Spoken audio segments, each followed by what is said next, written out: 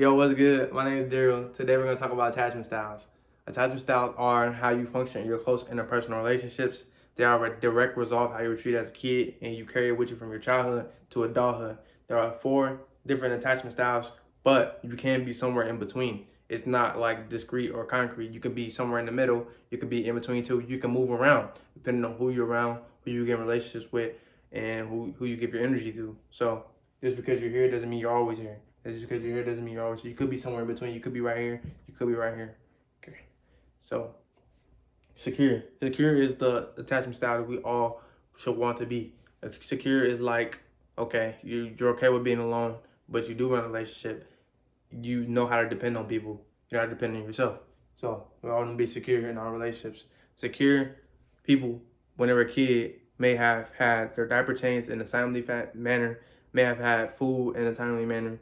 They may have had enough attention, so now they know like, okay, my caregiver can take care of me. I know how to depend on them. They learn how to depend on people at an early age. So when they get older, they already know how, right? So secure. Secure is like the best one. It's the one we all strive to be. You want a secure relationship, but you gotta be secure in yourself first, right? How you gonna have a secure relationship if you're not secure in yourself, right? So yes, security is the best one. So preoccupied, these are people that when they were a kid, maybe the parent fed them 8 hours later or changed their diaper 8 hours later or didn't give them enough attention. So they were always wondering like, when will I get more? When will I get my diaper changed? When will I? They were worried about other stuff. These people were able to be a kid. They didn't have to worry about nothing. They were free.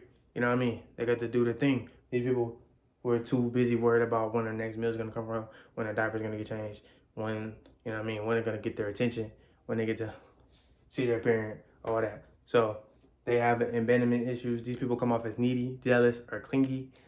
These may be the people that go through your phone. They always want to know what the significant other is doing, and they don't really think for themselves anymore. When they get in relationships, they only care about the other person. They don't care about themselves as much. They may lose themselves within a relationship.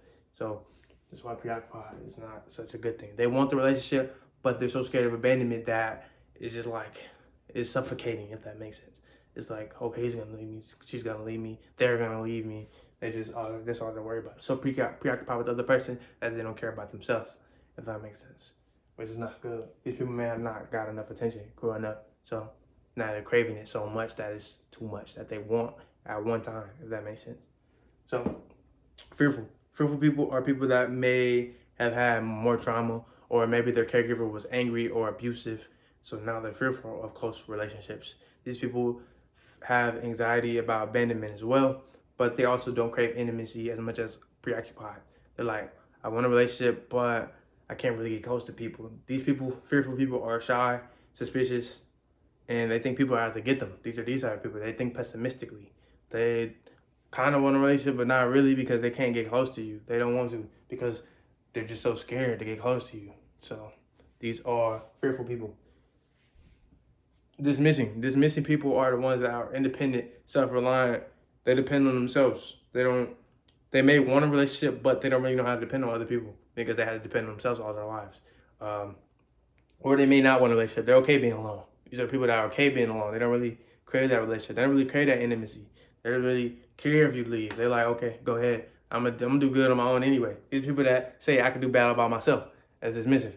If you ever heard the saying, if you want something done, do it yourself, that's a dismissive way of thinking. Same thing. It's like, okay, I get it on my own. Because if I don't, nobody will. I gotta fend for myself. That's this type of thinking. That's what dismissive is. This may stem from maybe you didn't have enough attention as a child. Maybe you had to go make your own food when you turned 8 because your parent didn't give you no food, so you had to go get your own. You understood like, okay, I gotta go get the Lunchable and make it myself. I gotta eat something, right? You were too busy being an adult at a young age, so maybe you became dismissive.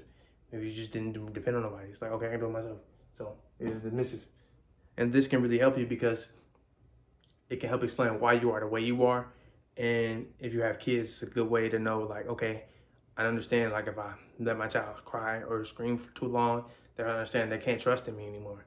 They can't depend on me. And when they get older, it's going to go with them. It's not just going to go away one day just because they were a baby and they don't remember. It's still in the brain. Like, it's still there.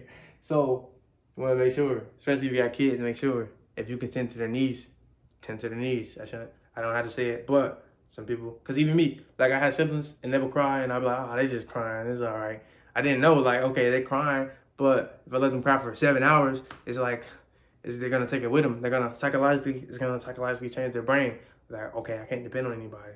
My needs aren't being met. I didn't know that. So I want you to understand that because you can make a change. You can make your kids secure from the very beginning. They don't have to be preoccupied or fearful and struggle in relationships and possibly lead to more depression, anxiety. These people have a lot of anxiety as well. I don't know if I said that, but they have a lot of anxiety, and you don't want your kids to have anxiety, right? I mean, I would hope not. You shouldn't have to have your kids so dismissive, so self-reliant.